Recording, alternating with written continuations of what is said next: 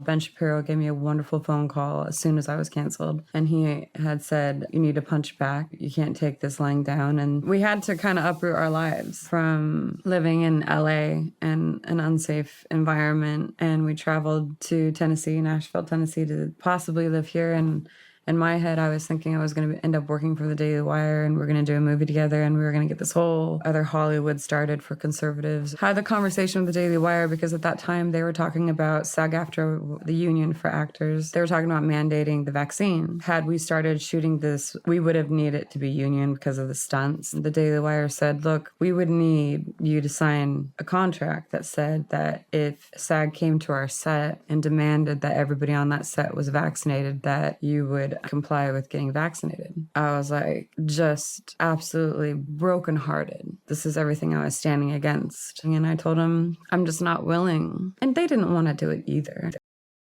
My older sister had gotten into some extremely heavy drugs like meth. I tried meth my first time in 9th grade. You know, it started getting more and more introduced to us. She just needed help. I had to step up because my mom was torn to pieces. My dad was torn to pieces. My dad lived in a different city and nobody really knew what to do. And I knew, you know, all the friends and I knew all what was going on. Like her best friend, Camille, was taken. It was so deep that her best friend, Camille, was taken out. She got involved, I think, in between two the drug gangs and was taken out in the middle of the desert and shot. Are you serious? Mm-hmm. This is your sister's best friend? Yeah, when we were in high school. I remember we used to, in our truck, we used to like drive around in our baby blue truck and just be wild and just love it. And Camille was so full of life and just this really, you know, was not afraid to throw down and she was all 5'2". Just a beautiful person who just got wrapped up in drugs and the wrong people.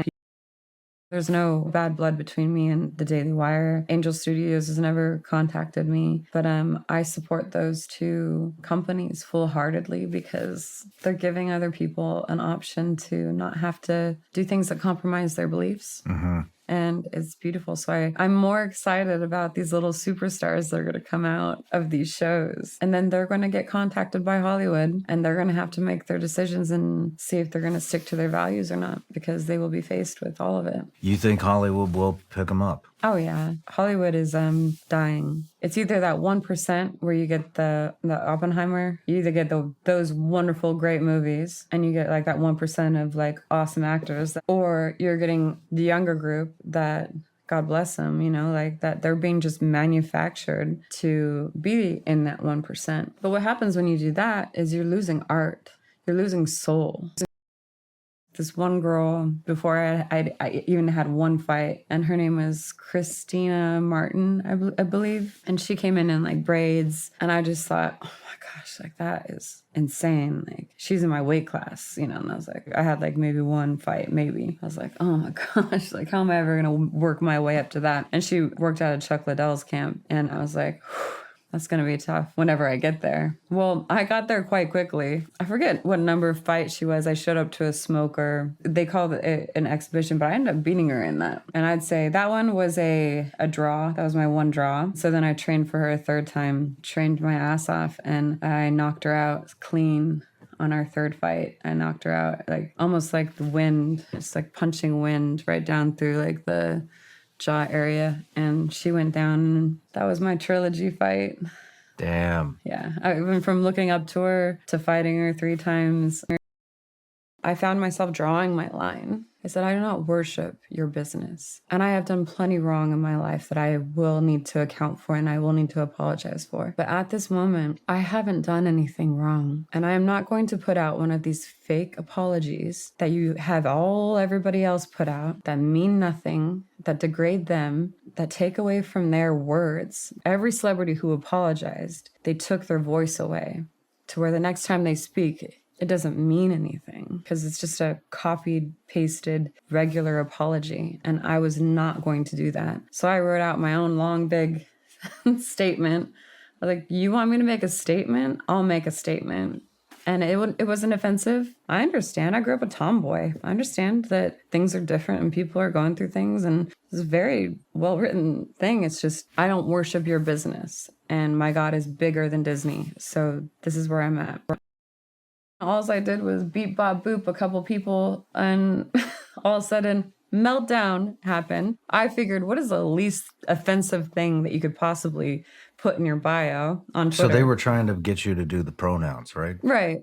Like put this, say trans lives matter, put your pronouns in your bio, blah, blah, blah. And I was like, I gotta So say. it was online pressure? It was online. It was through websites, podcasters. It was through people that Lucasfilm paid. It was through employees of theirs. It was through Disney. It was through just random bots. You know, they have bot farms. And here you have like PR people that have worked for Disney and they know smear campaigns when they see them, right? They worked for, you know, for them for 30 years. Like, you're going to tell me you can't see a smear campaign? You can't see attacks that are actually like that's happening to me. I wasn't going along with their narrative, so they never defended me. They defended so many other actors and actresses. Oh yeah, you know, we defend this person from bullying. We defended, and I got it way worse than anyone.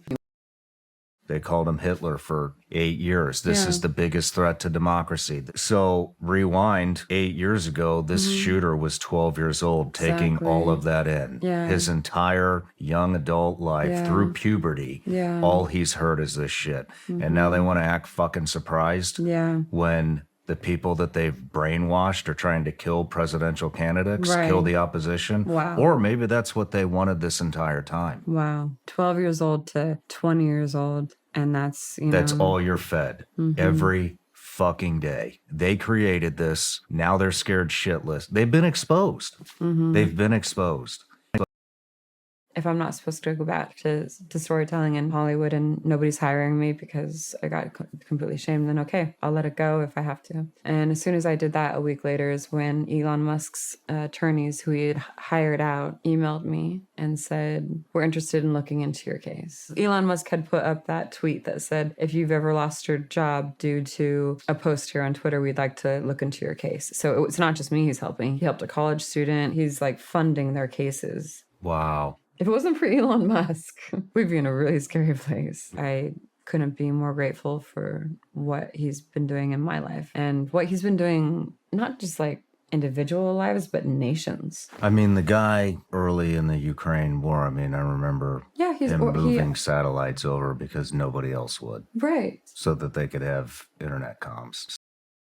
This team has got this in front of Congress, not just us, but all the people that have been involved with this lead up. It looks like we're going to shut down over $1 billion of funding a year to the fucking Taliban. The government is aiding the Taliban now. And so we brought attention to that. Tim Burchett brought it to Congress and brought up the fact that, hey, we're sending $87 million a week to the fucking Taliban. He wrote a bill up. It passed the House. Now it's going to the Senate. So we're making waves and we're pissing a lot of people off.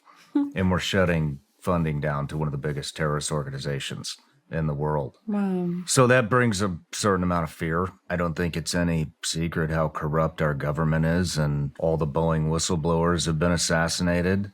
I mean, they tried to assassinate Kavanaugh, the Epstein judge they tried to assassinate. I mean, it's not like I'm fucking just a crazy, cuckoo, paranoid veteran.